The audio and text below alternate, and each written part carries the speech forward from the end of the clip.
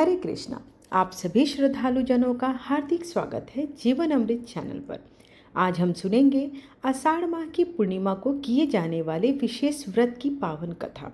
यह तिथि केवल चंद्र दर्शन या स्नान दान के लिए ही नहीं है, बल्कि गुरु भक्ति और मोक्ष के मार्ग पर आगे बढ़ने का विशेष अवसर भी है। जो भी व्यक्ति आषाढ़ पूर्णिमा के दिन श्रद्धा एवं विश्वास से यह व्रत करता है, वह समस्त पापों से मुक्त होकर मोक्ष को प्राप्त करता है।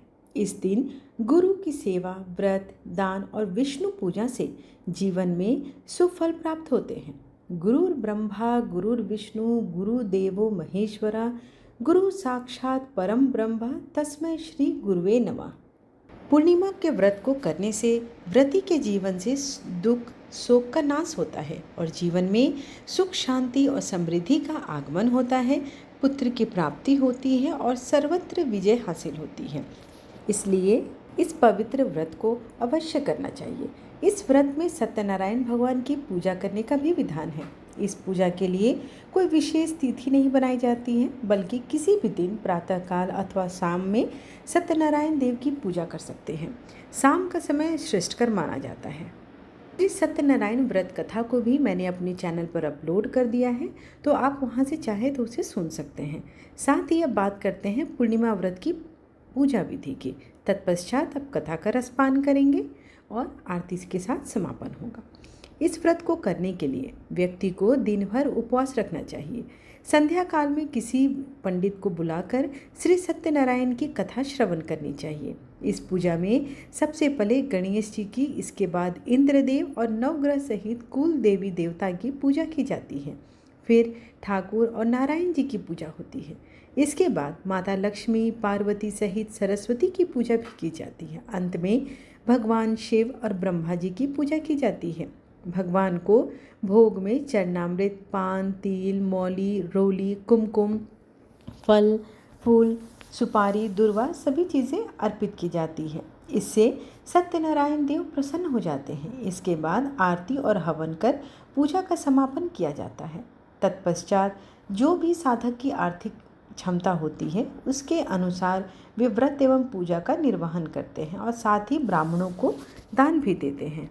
आज आषाढ़ पूर्णिमा के पावन दिन पर, जिसे आप गुरु पूर्णिमा के रूप में भी जानते हैं, इस दिव्य अवसर पर हम सब अपने जीवन के पथ प्रदर्शक अपने गुरु के चरणों को स्पर्श करते हुए, उनके चरणों में पुष्प अर्पित करते हुए, उनका ध्यान करते हुए आज की कथा का रसपान करेंगे। यह वही दिन है जब वेद व्यास जी का जन्म हुआ था, जिन्होंने वेदों का विभाजन कर ज्ञान को मानवता के लिए सुलभ बनाया, और इसलिए इस दिन को व्यास पूर्णिमा भी कहा जाता है।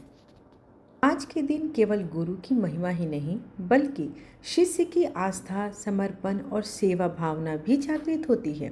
इस शुभ अवसर पर हर भक्त अपने जीवन में ज्ञान के प्रकाश की कामना करता है और अज्ञान के अंधकार से मुक्ति चाहता है। आषाढ़ पूर्णिमा का पावन दिन सनातन धर्म में अत्यंत पुण्यदायक और दिव्य माना गया है। यह दिन न केवल हमारे जीवन में गुरु के महत्व को समझाता है, बल्कि आषाढ़ पूर्णिमा स्वयं भी धार्मिक दृष्टिकोण से एक विशेष स्थान रखता है।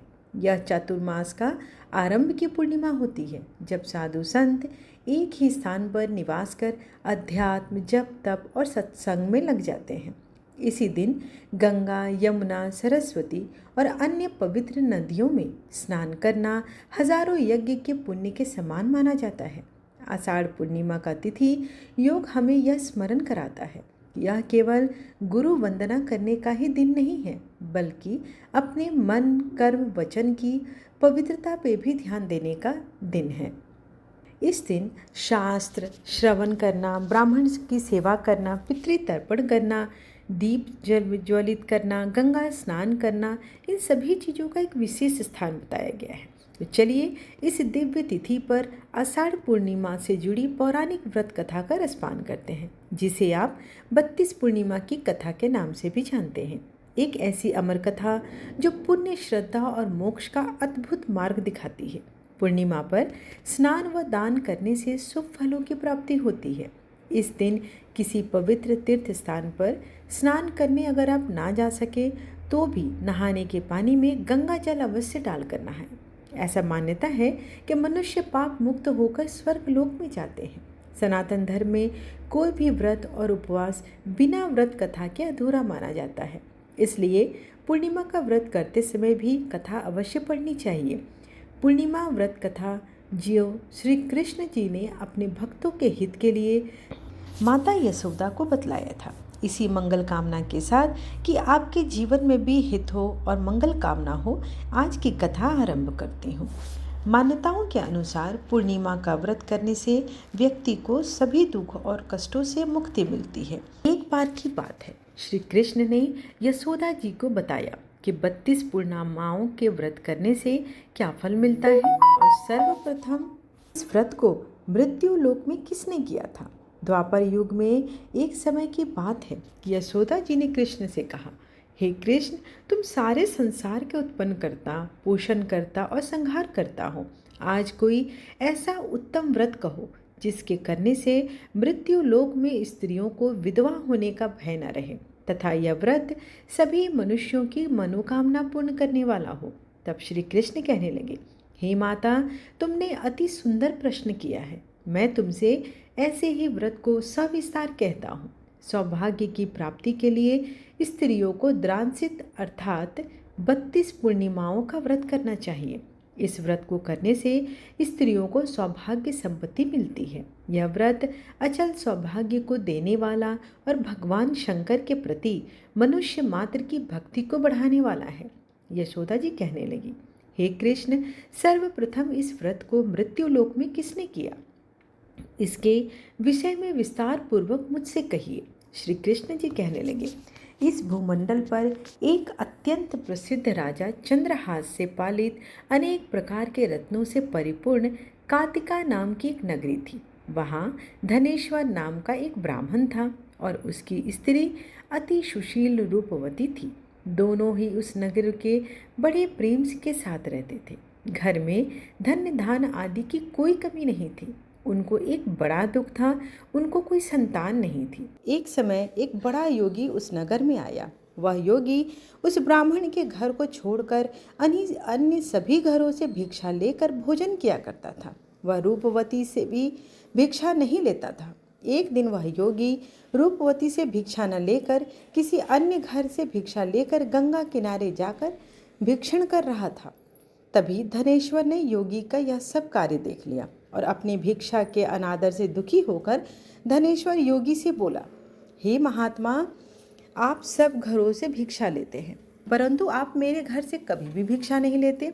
इसका कारण क्या है? योगी ने कहा, निसंतान के घर की भीख पतितों के अन्न के तुल्य होती है और जो पतितों का अन्न खाता है वह भी पतित हो जाता है, क्योंकि तुम निसंतान हो। इसलिए पतित हो जाने के भय से मैं तुम्हारे घर की भिक्षा नहीं ग्रहण कर सकता। धनेश्वर योगी की बात सुनकर बहुत ही दुखी होकर उनके पैरों पर गिर गया और कहने लगा, हे महाराज, यदि ऐसा है तो आप पुत्र प्राप्ति का उपाय बताइए। आप सर्वज्ञानी हैं, मुझ पर कृपा कीजिए। हे भगवान, मेरे घर में धन की कोई कमी नहीं है, परंतु मैं पुत्र न होने के कारण अत्यंत दुखी हूँ। आप मेरे इस दुख का कारण करें, बताएं और इसका हरण करने आप सामर्थ्यवान हैं। यह सुनकर योगी कहने लगी, हे ब्राह्मण, तुम चंडी की आराधना करो। घर आकर उसने अपनी पत्नी से सब वृतांत कहा और स्वयं तप करने के लिए वन में चला गया।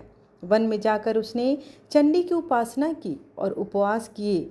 चंडी ने 16वें दिन उसको स्वप्न में दर्शन दिया और कहा, धनेश्वर, जा, तेरे घर पुत्र होगा, परंतु वह 16 वर्ष की आयु में ही मृत्यु को प्राप्त हो जाएगा। यदि तुम दोनों पति पत्नी 32 पूर्णमासी का व्रत विधि पूर्वक करोगे तो वह दीर्घायु हो जाएगा। जितनी तुम्हें सामर्थ्य हो, आटे के दिए बनाकर शिव जी भगवान का पूजन करा, परंतु पूर्णमासी के व्रत 32 ही होने चाहिए। प्रातःकाल होने पर इस स्थान के समीप तुम्हें आम का वृक्ष दिखाई देगा। उस पर चढ़कर तुम एक फल तोड़कर शीघ्र ही अपने घर चले जाना और अपनी पत्नी से सब वृतांत कहना। ऋतु स्नान के पश्चात वह स्वच्छ होकर श्री शंकर भगवान का ध्यान करके उस फल को खा लेगी। शंकर भगवान की कृपा से उसका गर्भ रह जाएगा। और जब वह भ्रमण प्रातःकाल उठा तो देखा कि उसने एक स्थान के पास ही आम का वृक्ष देखा, जिस पर एक अत्यंत सुंदर आम का फल लगा हुआ था। उस ब्राह्मण ने उस आम के वृक्ष पर चढ़कर फल को तोड़ने का प्रयत्न किया, परंतु वृक्ष पर कई बार प्रयत्न करने पर भी वह चढ़ नहीं पाया। तब उस ब्राह्मण को बहुत चिंता हुई। तब विघ्न विनाशन श्री गणेश भगवान की वंदना करने के लिए कहने लगा, हे दयानिधे, अपने भक्तों के विघ्नों का नाश करके उनके मंगल कार्य को करने वाले, दुष्टों का नाश करने वाले, रिद्धि सिद्धि प्रदान करने वाले, आप मुझ पर कृपा करके इतना बल दें कि मैं अपने मनोरथ को पूरा कर सकूं। इस प्रकार गणेश जी की प्रार्थना करने पर उनकी कृपा से धनेश्वर वृक्ष पर चढ़ गया और उसने सुंदर आम के फल तोड़ लिया। और धनेश्वर ने सोचा कि जो वरदान से फल मिला है वो यही है और कोई फल तो दिखाई देता नहीं है। उस धनेश्वर ब्राह्मण ने जल्दी से घर जाकर अपनी पत्नी को वह फल दे दिया और उसकी पत्नी ने अपने पति के कहे अनुसार उस फल को खा लिया और वह गर्भवती हो गई। देवी जी की असीम कृपा से उसे एक अत्यंत सुंदर पुत्र उत्पन्न हुआ, जिसका नाम उन्होंने देवीदास रखा।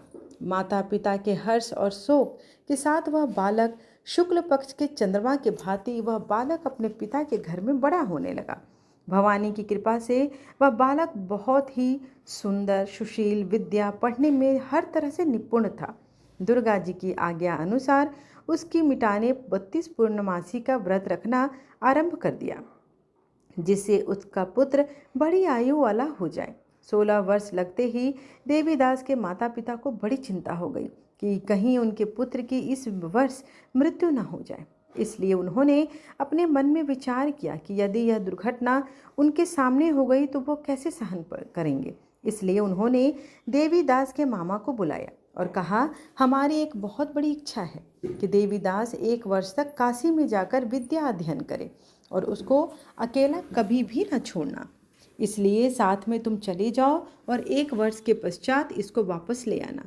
सब प्रबंध करके उसके माता पिता ने काशी जाने के लिए देवीदास को एक घोड़े पर बिठा दिया और उसके मामा के साथ भेज दिया। परंतु यह बात उसके मामा को नहीं पता थी कि किसी और को भी नहीं बताई गई कि धनेश्वर तथा उसकी पत्नी ने अपने पुत्र की मंगल कामना तथा दीर्घायु के लिए भगवती दुर्गा की आराधना और पूर्णमासियों का व्रत करना आरंभ कर दिया था। इस प्रकार बराबर 32 पूर्णमासी के व्रत को उन्होंने पूरा किया। कुछ समय पश्चात एक दिन वह मामा और भांजा मार्ग में रात बिताने के लिए किसी गांव में ठहरे हुए थे।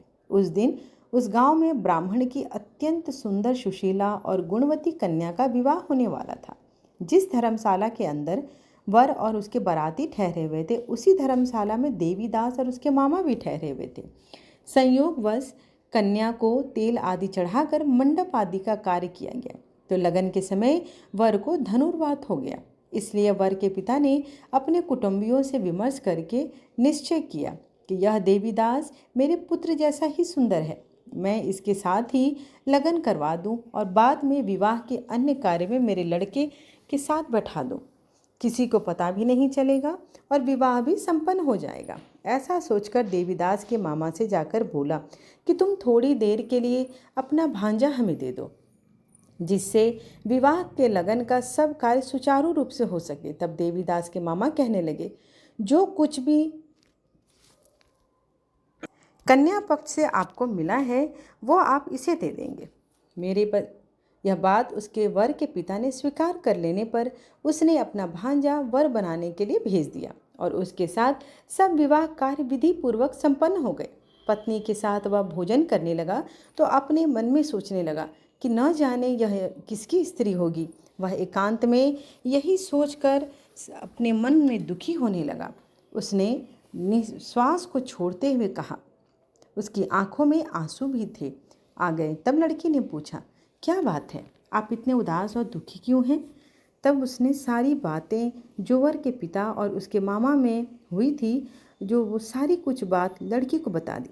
तब कन्या कहने लगी, हे ब्रह्म विवाह है, हे ब्राह्मण, मैंने आपसे विवाह किया है, आपको ही अपना पति माना है, इसलिए आप ही मेरे पति हैं। मैं आपकी ही पत्नी रहूंगी, अन्य किसी की कदापि नहीं। देवीदास ने कहा, ऐसा मत करो, क्योंकि मेरी आयु बहुत कम है। मेरे पश्चात आपकी क्या गति होगी, इन बातों को अच्छी तरह विचार कर लो। परंतु वह दृढ़ विचारों वाली लड़की थी। वह बोली, जो आपकी गति होगी वही मेरी गति होगी। स्वामी, आप उठिए और भोजन कीजिए, आप निश्चय ही भूखे होंगे। तब देवीदास और उसकी पत्नी ने भोजन किया तथा शेष रात्रि वह सोते रहे। प्रातःकाल देवीदास ने अपनी पत्नी को 3 नागों से जड़ी हुई और कहा, और साथ में एक ऐसा पुष्प वाटिका बनाओ जिसे तुम संकेत के रूप में समझ सकती हो। स्थिर चित्त होकर मेरा मरण और जीवन जानने के लिए पुष्प वाटिका को देखते रहना। उसमें सुगंधित वाली एक नव मल्लिका लगाओ और उसको प्रतिदिन जल से सींचा करो। आनंद के साथ खेलो, कूदो और उत्सव मनाओ। जिस समय और जिस दिन मेरा प्रणांत होगा यह फूल सूख जाएंगे, और जब यह फिर हरे हो जाएं तो समझ लेना मैं जीवित हूँ। यह बात निश्चय करके समझ लो, इसमें कोई भी संशय नहीं है। इतना कहकर देवीदास वहाँ से चला गया। प्रातःकाल होते ही वहाँ पर गाजे बाजे के साथ जिस समय विवाह कार्य समाप्त करने के लिए व्रत था, सब बाराती मंडप में आए तो कन्या ने वर को देखते ही कहा, यह मेरा पति नहीं है। मेरा पति वही है जिसके साथ रात्रि में मेरा पाणी ग्रहण हुआ था। इसके साथ मेरा विवाह नहीं हुआ है। यदि यह वही पुरुष है तो बताए कि मैंने इसको क्या दिया। वधू पक्ष और कन्या पक्ष कन्यादान के समय जो आभूषण आदि दिए थे वो दिखाएं, तथा रात में क्या गुप्त बातें मैंने इनसे कही वह सब सुनाए। पति ने कहा कि यह कैसी बातें कर रही हो। पिता ने भी सुनकर अचंभित हो गए। उन्होंने भी कहा कि उनके कहे अनुसार वर को बुलाया। कन्या की यह बात सुनकर वह कहने लगा, मैं भी कुछ भी नहीं जानता। इसके पश्चात लज्जित होकर वह अपना मुंह लेकर वापस लौट गया, अपमानित भी हो गया। और भगवान श्री कृष्ण बोले, हे माता, इस प्रकार देवीदास काशी विद्यार्थन के लिए चला गया। जब कुछ समय बीता तो काल से प्रेरित होकर एक सर्परात्रि के समय उसको डसने के लिए वहां आया। उस विषधर के प्रभाव से उसके शयन का स्थान चारों ओर से विष की ज्वाला से विषैला हो गया, परंतु व्रत के प्रभाव से उसको काट नहीं पाया, क्योंकि पहले ही उसकी माता ने 32 पूर्णमासी का व्रत रखा था। इसके बाद मध्याह्न के समय स्वयं काल वहां आया और उसके शरीर से प्राणों को निकालने का प्रयत्न करने लगे, जिससे वह मूर्छित होकर पृथ्वी पर गिर गया। उसी समय माता पार्वती के साथ भगवान शंकर वहां आ गए। उसको मूर्छित दशा में देखकर माता पार्वती जी ने शंकर जी से प्रार्थना की, हे महाराज, इस बालक की माता ने पहले ही 32 पूर्णिमा का व्रत किया है, जिसके प्रभाव से आप इसको प्राणदान दें। भवानी के कहने पर भक्त वत्सल भगवान शिव जी ने उसको प्राणदान दे दिया। इस व्रत के प्रभाव से काल को भी पीछे हटना पड़ा और देवीदास स्वस्थ होकर बैठ गया। उधर उसकी पत्नी उसके काल की परीक्षा किया करती थी। जब उसने देखा कि उस पुष्प वाटिका में पुष्प कुछ भी नहीं रहे तो उसको अत्यंत आश्चर्य हुआ, लेकिन जब वह जैसे जैसे ही हरी भरी हो गई तो वह जान गई कि अब उसका पति बिल्कुल ठीक है और जीवित हो गया है। यह देखकर वह बहुत प्रसन्न हो उठी और अपने पिता से कहने लगी, हे पिताजी, मेरे पति जीवित हैं, आप उनको ढूंढिए। जब 16वां वर्ष व्यतीत हो गया तब देवीदास भी अपने मामा के साथ काशी से चल दिया। इधर उसके ससुर उसको ढूंढने के लिए अपने घर से जाने ही वाले थे कि वह दोनों मामा भांजे वहां आ गए। उनका आया हुआ देखकर उनको ससुर को बहुत प्रसन्नता हुई और वह उन्हें अपने घर ले आए। उस समय नगर के निवासी भी वहां इकट्ठे हो गए और सबने निश्चय किया कि अवश्य ही इसी बालक के साथ कन्या का विवाह हुआ था। उस बालक को कन्या ने जब देखा तो पहचान लिया कि यह तो वही है जो संकेत करके गया था। तब उपरांत सब कहने लगा, भला हुआ यह आ गया, और सब नगरवासियों ने आनंद मनाया। कुछ दिन बाद देवीदास ने अपनी पत्नी और मामा के साथ अपने ससुर के घर से बहुत सारे उपहार लेकर अपने माता पिता के घर को प्रस्थान किया।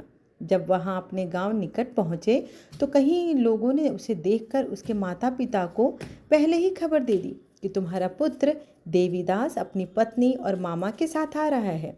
ऐसा समाचार सुनकर माता पिता को विश्वास नहीं हुआ परंतु जब और लोगों ने भी आकर कहा कि यह बात बहुत ही आश्चर्य की है, लेकिन थोड़ी देर में देवीदास ने आकर अपने माता पिता के चरणों में अपना सर रखकर प्रणाम किया और उसकी पत्नी ने भी अपने सास ससुर के चरणों को स्पर्श किया तो माता पिता ने अपने पुत्र और पुत्रवधू को हृदय से लगा लिया और दोनों की आंखों में प्रेम अश्रु बह चले।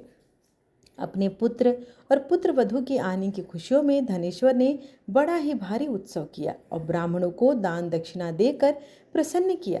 श्री कृष्ण भगवान कहने लगे, इस प्रकार धनेश्वर 32 पूर्णमासियों के व्रत के प्रभाव से पुत्रवान हो गया। जो भी स्त्रियां 32 पूर्णमासी के व्रत को करती हैं वे जन्म जन्मांतर में वैधव का दुख कभी नहीं भोगती और सदैव सौभाग्यवती रहती हैं। इस प्रकार 32 पूर्णमासी व्रत कथा यहीं पर समाप्त हुआ। आइए अब आरती करते हैं। ओम जय जगदीश हरे स्वामी जय जगदीश हरे। भक्त जनों के संकट दास जनों के संकट क्षण में दूर करे।